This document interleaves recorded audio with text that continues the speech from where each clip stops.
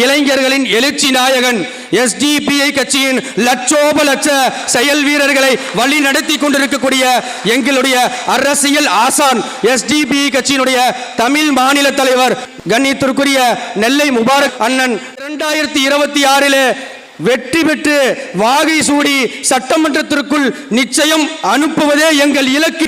புது வரலாற்றை உருவாக்கும் தலைவன் இவன், தனி வழிகாட்டி முன் செல்லும் அறிஞன் இவன், வான்கிடி போல உரையாற்றும் மனிதன் இவன், பெரும் பேராற்றல் தான் கொண்ட வீரன் இவன்.